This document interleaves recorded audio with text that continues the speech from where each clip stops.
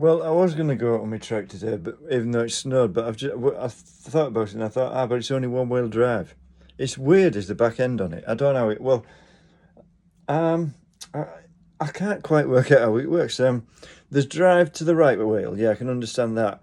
But the left-hand wheel, three wheels around the axle, and the axle goes through the casing. Well, it wouldn't be a stub axle. I don't know what you.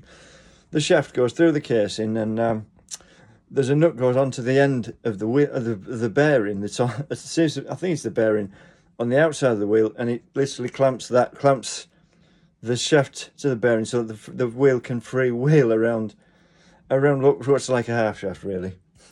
And there's no differential. It's weird. I've never seen anything like it. Somebody's put a lot of thought into that. It's very clever and very cheap because you don't need bevel gears, because you don't have to have four gears and inside the where like it would be the freewheel on that. And because obviously the gears have to be hard, and then they have to be encased so that you don't get dust and oil on the oil and water in them, because they'll wear out in no time. And they'll have to be hard, which makes them expensive to make because it has to be expensive steel.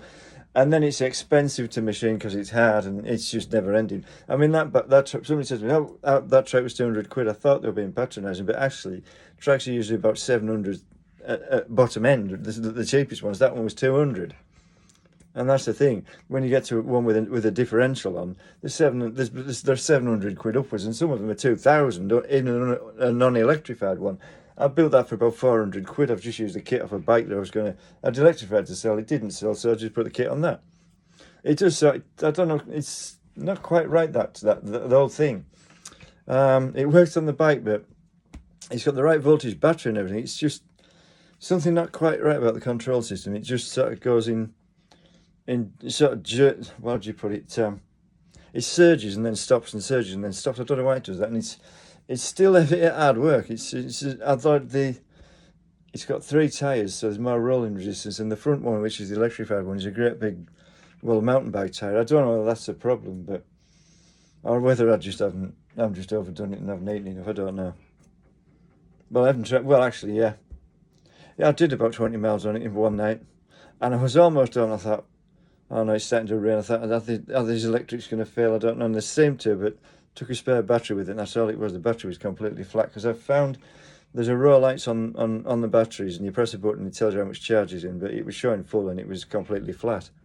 I thought those were accurate, but they're not. Well, you soon find out. I mean, I think the display works on that, because some of them, if you get it wrong, you don't get it doesn't tell how much charge is in the battery, so you don't know, and because it just suddenly stops, and if you're using it to power the lights and stuff, they go out as well.